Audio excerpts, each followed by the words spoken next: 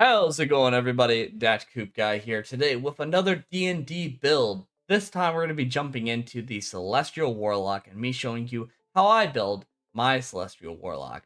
Celestial Warlock is a interesting type of Warlock as it is more based around the light and using patrons such as unicorns and angels as their overall patrons. Very strange in concept, and at first I didn't like it either, but this class has some very powerful healing potential and some really cool kind of flavors you can do with it as a celestial based rogue. So, jumping into it, the first thing that we're going to choose is our good old race. The one race that I would recommend, and probably the only one I would recommend, is Protector Aasimar. Now, why are we choosing it? Well, one, you get that charisma bonus. Mwah, beautiful. Two, we get dark vision, making it easier in darker places. Mwah, beautiful. Celestial Resilience. We get resistance to necrotic and radiant damage. Two different damage types. Mwah, beautiful again. Now I'm just going to stop doing that, but you guys get the point. And on top of it, Healing Hands. As an action, they can regain any hit points equal to your level. Very good. On top of that, they get Light Bearer. They're able to produce a light. Just, another helpful thing. And Radiant Soul, which allows them to be able to sprout wings as a bonus action, and during it you have a flying speed and deal extra radiant damage to one target when you deal damage with an attack or spell. Radiant damage equals your level. So you get a damage increase, you get a cool cantrip, you get a heal, you get resistances, you get dark vision, and you get charisma. I mean, come on. It practically writes itself, and you're an angelic being. I mean, it just fits so well. So many different boxes. Now, for the class, jumping in and leveling up, obviously, profession-wise, or proficiency-wise, you guys can pick whatever you want. I chose religion because it made sense, and arcane because it's like, hey, he's the spellcaster. I mean, you could also choose history or something. I don't know. It doesn't matter really for that. Leave that to the rogues for the skill checks. Celestial as your patron. Then you have the good old pack magic. We talk about how you use your different spells. For the spell list, you gain Cure Wounds and Guiding Bolt, which is very good spells right there. Very powerful spells. Now, of course, we are a Warlock, and we do get some other additional cantrips, like we can use Sacred Flame and Light. However, let's be honest, you're probably just going to use Eldritch Blast. Healing Light. Starting at first level, you can heal with a pool of d6s to spend for your healing. It equals 1 plus your Warlock level. As a bonus action, when you heal a creature you see within 60 feet, spinning the dice. The maximum dice you can spend is equals to your charisma modifiers. Okay, so yeah. So basically, you can't spend more. You get a bunch of dice, but you can't spend more than what your charisma modifier is, which should be pretty high.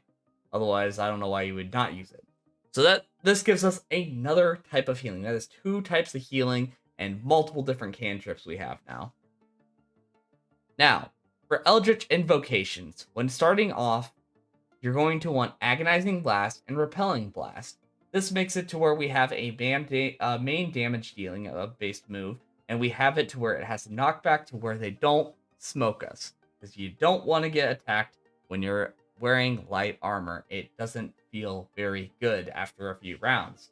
So having it to where we can constantly blast them back, run back a little bit, run our full distance, and be 40 feet away and toss an Eldritch Blast at them using that full length works out very, very well.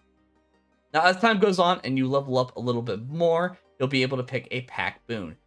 Me personally, I choose the Talisman. Another really good one is the Chain, as this allows us to have a familiar.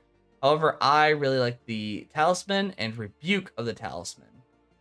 Now, why do I choose Rebuke of the Talisman? Rebuke of the Talisman allows it to where whenever we get hit, we can use our reaction to deal psychic damage to the attacker equal to our proficiency bonus and push them 10 feet away.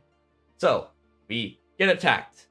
We do a little bit of damage, bounce them back, and then we hit them with an Eldritch Blast, blasting them back even farther, allowing us to run away, and our next turn do another big attack.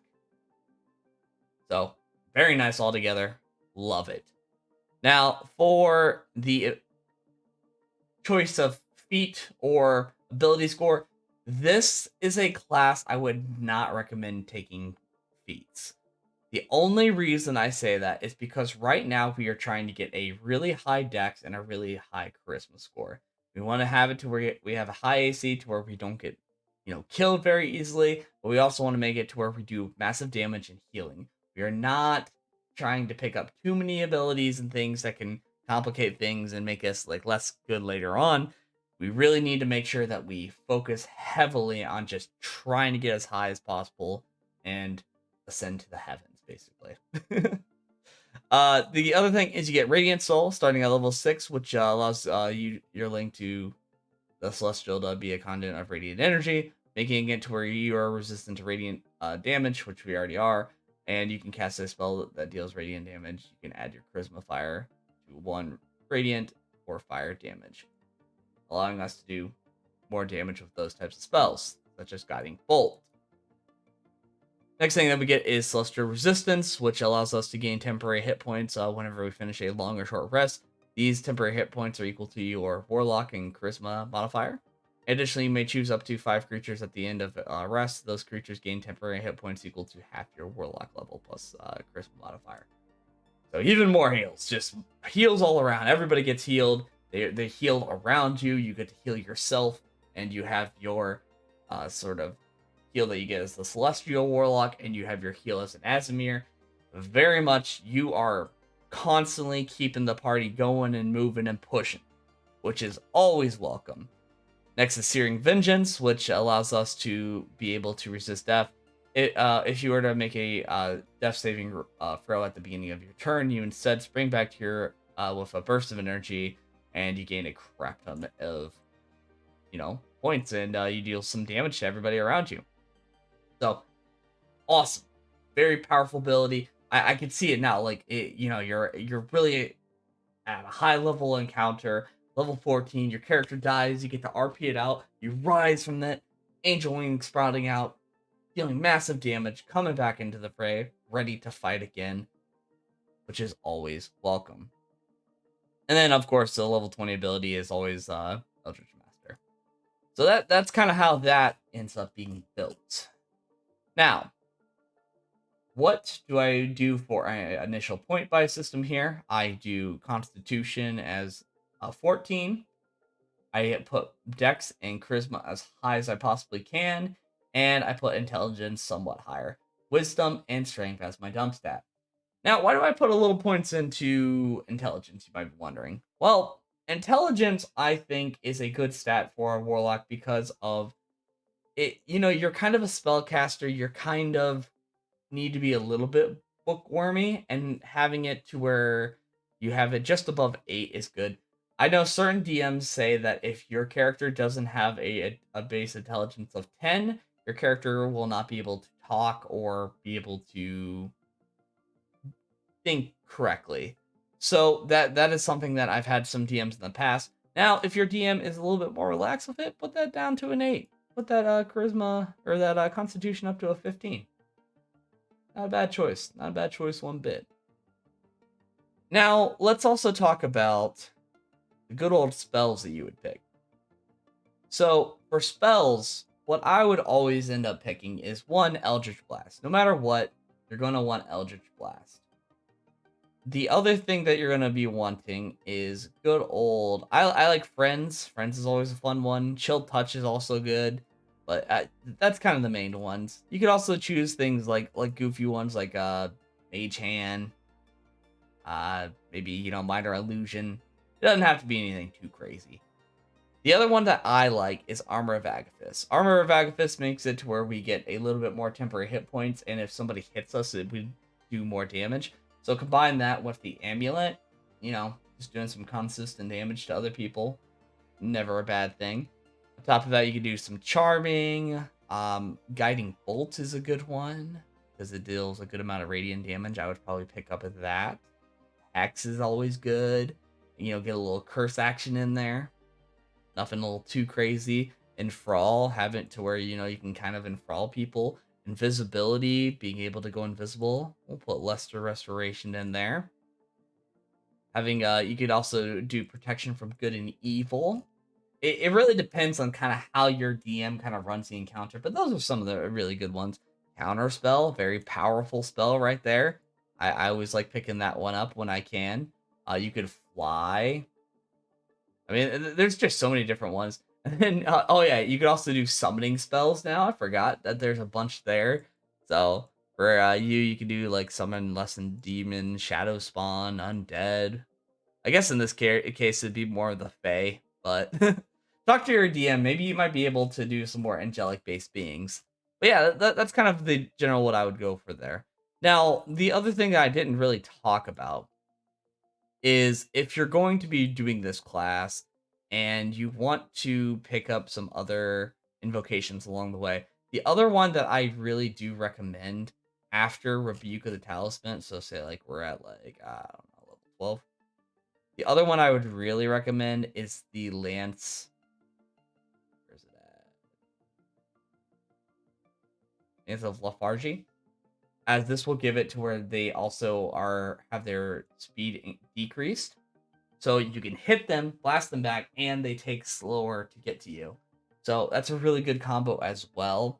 On top of it, there is some other different things of Bond of the Talisman, which allows you to be able to teleport, which is always a nice one.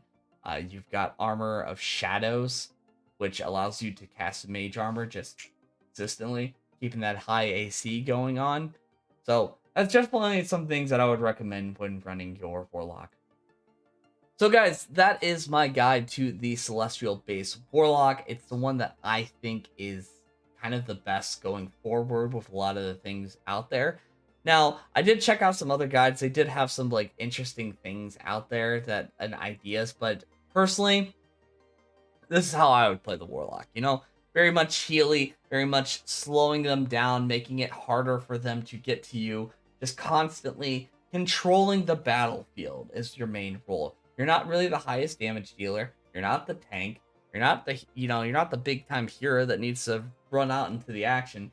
You're more about making sure that that enemy over there is kind of out of the fight while your party's fighting on that. You're, focusing on healing and making overhealing to make sure that your party can keep continuing, making it to where you don't have to take as many long rests while in dungeons, because, the worst thing that happens is, and it happens with most parties where they get those party wipes, is when you take a rest in a dungeon, oh shit, didn't roll right.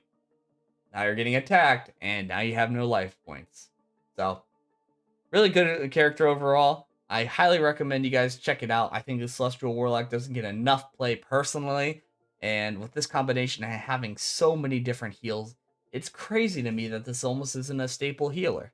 But anyways, I thank you guys for watching. I'm Datcoopguy, and I will see you guys next time.